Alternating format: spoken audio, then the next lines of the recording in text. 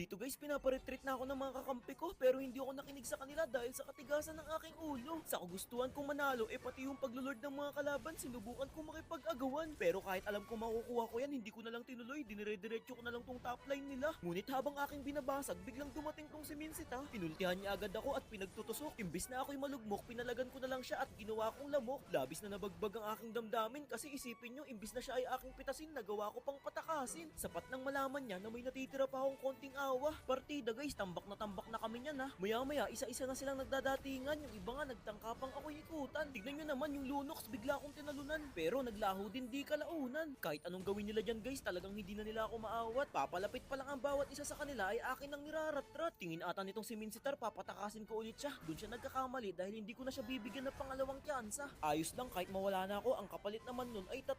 Konti na lang guys, mahahabol ko na yung score nila. Hindi ako titigil hanggat lahat ng hirap ko ay hindi nagbubunga. Tinanong ko pa nga sila kung kaya pa ba. Kala ko naman hindi nila siseryosohin yung sinabi kong yan. Bigla ba naman nag-chat, sabi mayabang na. Ayoko pa naman sa lahat yung sinasabihan ako ng ganyang mga salita. Kaya naman nagpa-farm pa lang ako si Lunox agad ang aking inosinta. Sa isang saglit lang na maalam agad at wala man lang kahit anong nagawa. Tumitipi-tipi na agad ako dyan, di ko alam na may paparating pa palang mga kalaban. Kumpiyansa akong si Gatot lang yun nandito. Nagulat ako, nandito rin pala si Bruno. Subalit kahit ganito yung buhay ko guys, hindi ko man lang naisip na umuwi. Kung makikita nyo naman yung buhay ko halos kalahati. Nangasar pa nga ako ng ganito kaysa magpigati. Grabe guys no, halos ako lang yung nakakakill sa amin. Sigurado MVP ako neto kahit anong kanilang gawin. Sa pagkakataong ito, wala na akong iniisip na takot at pangamba. Sa katunayan nga niyan, tinatayuan ko na lang sila sa loob ng base nila. Di ko ba alam kung bakit hirap na hirap silang ako'y hulihin. Di ko hinahayaang padikitin kahit ako'y kanilang biglain. Panoorin nyo yung gagawin ko dito ha, malilibang kayo na para bang nasa cinema.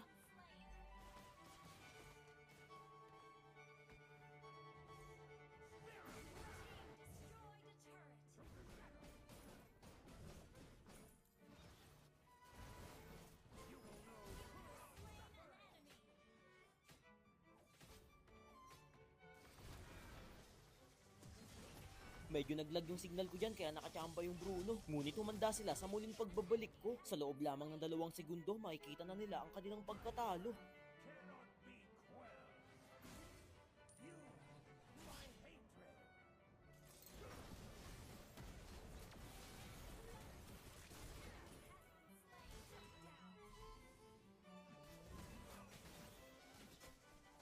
Sa aking huling pagsasakripisyo, 5 naman ang napulbos sa mga ito. Kaya't mapapasabi kayo sa akin ng bravo sapagkat ako ang nagpanalo. Baka check yan, ginamitan ko na naman ng husay at talino. Bale wala pa palang talo yung most cube ko this season guys. 100% no lose sa rank game, ako ay nang lalagunos.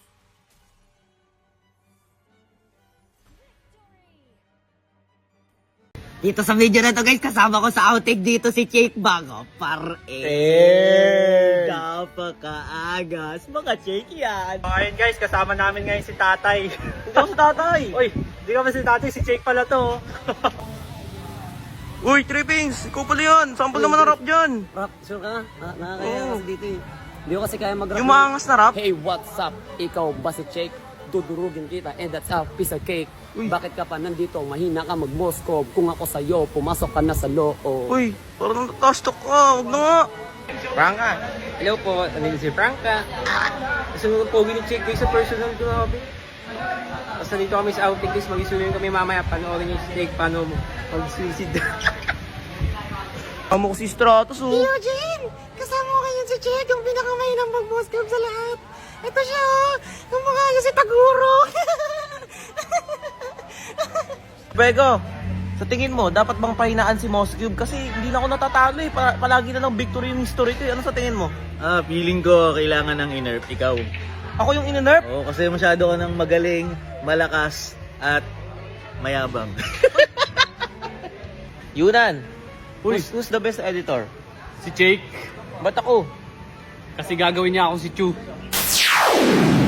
O kata. Tingin mo, sinong pinakamalakas na content creator dito maglaro? ML? Chick, Ako? We, baka naka-video lang. natanong pa ba yan? Oo, videoan. Chick, ito lang video. Hey, Gazaki, Oh, ano yun? Ano yun? sinong pinakaayaw mong content creator? Gudoy, baka nandito siya Hindi, wala.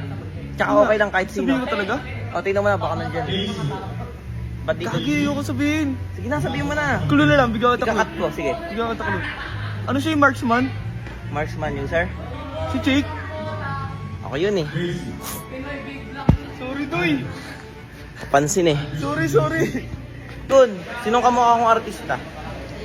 James Reid. Narinig nyo guys ha? Sino? James Reid yan, James Reid. Sa personal kasi.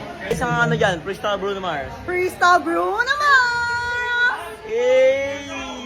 Gados, feeling malakas ka daw mag-Aldos. Ay, God, pala ako ano eh. Feeling malakas ka daw eh. Anong feeling malakas? Malakas talaga ako. Feeling malakas nga. Confirm! Si Sight. Sight. Sight, tol. Bakit? Ano masasabi mo? Chulang daw alam mo. Totoo ba? Chulang alam mo? Tol, Pre, tanong ko muna, tol. Hindi, nababasa ko lang sa comment section mo. Hindi, tol, bad trip ako ngayon, tapos ganyan tanong mo eh. Ay, hindi ka man lang nagpaalam eh.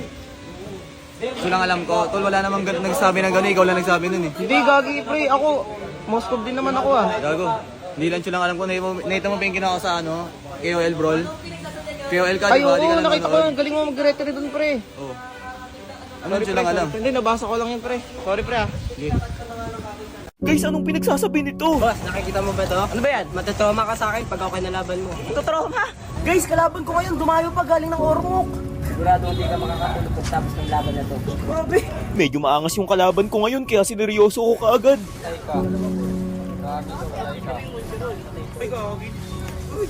Napakaganda ng aking bungad kasi nakuha ko ang first blood. Simula nun parang siya na yung natroma kasi hindi na lumabas, napitas ko lang ng isa. Sa katunayan nga niyan, dinagdagan ko pa para dalawa. Pasensya na dahil hindi ko napigilan dyan tumawa. Sobrang saya ko kasi kitang-kita naman sa aking pagmumuka.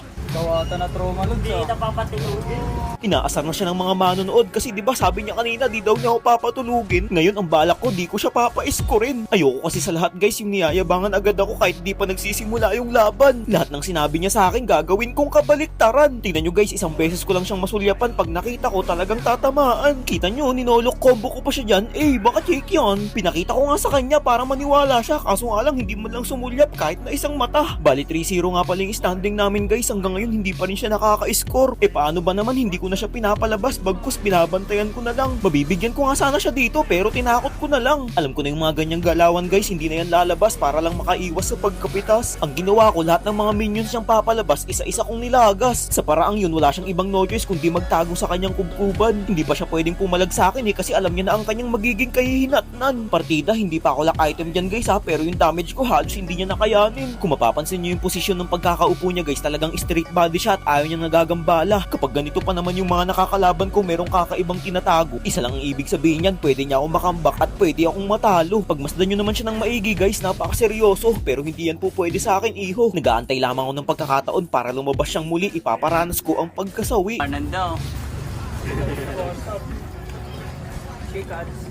Kung tutusin guys, pwedeng ko natapusin yan pero binigyan ko pa siya ng tsansa para makapag-def pa. Ang nais ko kasi 5-0 yung score para masarap sa mata. Hindi ko alam guys kung matutuwa ba kayo o hindi, ngunit kapag ganito ang kalaban, sinisigurado kong mamimighati. Bali ang huling diskarte kong gagawin sa kanya ay kunwari nabitawan ko yung ulti ko para isipin niya wala na akong gagamitin mamaya. Ang hindi niya alam, may sorpresa akong daladala para sa kanya. Sa loob ng 10 segundo makakabalik na siya, kaya lahat ng mga blue dot ay hindi ko na inaksaya. Syempre hindi ko makakalimutan yung build ko, dapat laging handa. Ang immortality ay isinalang ko na. Kapag ganitong huling sagupaan, kailangan perpekto at hindi ako magkamali. Subalit na pag-isip-isip ko guys, ano kaya yung winchalan ko, palitan ko ng frozen. Bahala na kung anong mangyayari at aking sasapitin. Panoorin nyo na lang guys kung paano ko siya papakapihin. Eto, wag na wag nyong gagayahin, mga flow pressure lang ang mga nakakagawa nito. Kapag kasi pumalpak kayo, pwede itong maging sanhi ng inyong pagkatalo. Mabibilib kayo sa gagawin ko, sana mag-enjoy kayo.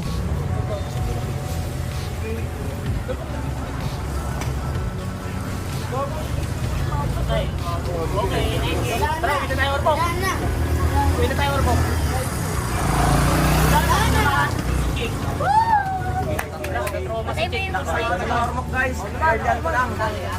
Medaya.